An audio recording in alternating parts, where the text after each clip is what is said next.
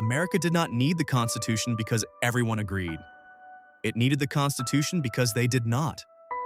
The Constitution was not just a legal document, it was a peace treaty. A peace treaty among rival American worlds.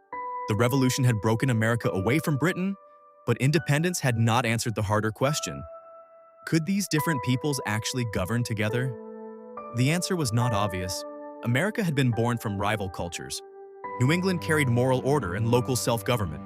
Virginia carried land, rank, leadership, and local power. Pennsylvania carried conscience, restraint, and the hope that people could live together without forcing belief. New York carried trade, contracts, ports, money, and practical cooperation. The frontier carried courage, autonomy, and deep suspicion of distant power. Those differences did not vanish when the war ended. They walked into independence together. Then they started pulling apart. The Articles of Confederation were too weak to hold them. The government could ask, it could plead, it could promise, but it could not reliably act. Debt piled up, states competed, trade became messy, trust wore thin, and in Massachusetts, angry farmers and veterans rose up. Shays' Rebellion was a warning. The Revolution had taught Americans how to resist power. Now they had to learn how to govern resistance. That was the real crisis. America did not need another king. It needed power strong enough to hold the Union together, and weak enough to be controlled. That is not an easy thing to build. Madison saw the design problem. Hamilton saw the need for national strength. Washington saw the danger of wasting the Revolution. Franklin knew the answer would require compromise. But the real main character was the room. A room full of men who did not agree. Large states wanted one thing, small states wanted another. Northern states feared Southern power. Southern states feared Northern control. Some feared democracy would become mob rule. Others feared elites would lock ordinary people out. Everyone feared someone else's power. That fear could have destroyed the country. Instead, they built fear into structure. Federalism let power live in more than one place. The states would still matter. The nation would finally have muscle. That was one part of the peace treaty. Separation of powers divided authority. No single branch would hold everything. Checks and balances made power answer to power. Ambition would not disappear, so ambition had to be checked.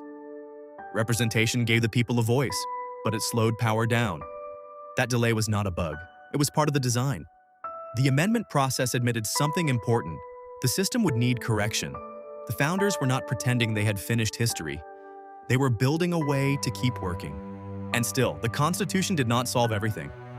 The slavery contradiction remained.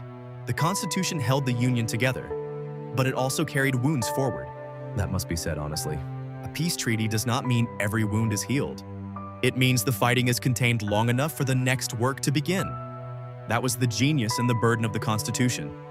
It did not erase disagreement. It gave disagreement a place to go. Courts, elections, legislatures, states, a national government. The Constitution was built to keep people at the table. But it cannot work if everyone wants to flip the table. That is the warning. The Constitution was built for argument. It was built for rivalry. It was built for people who do not see the world the same way. But it still requires something from them. Enough restraint to stay in the room. Enough humility to admit no side sees everything. Enough trust to keep the rules when the rules do not give you what you want. No one gets everything in a republic. That is not a flaw, that is the point. Common ground does not mean pretending differences are small. It means deciding the country is bigger than the fight. The Constitution can divide power, it can slow power, it can check power, but it cannot give people self-control.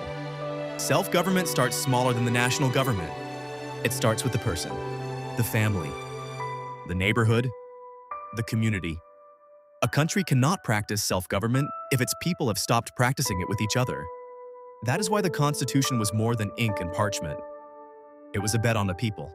Not perfect people. Not one people. A people different enough to argue, but committed enough to stay bound. America did not become one nation by erasing its differences. It became one nation by building a system strong enough to hold disagreement. That was the peace treaty. That was the Constitution. And that was the final lesson of the American experiment. For the fight for liberty never ends. It only changes hands. The rebirth begins with you. For the full story, check out the American Experiments, link below.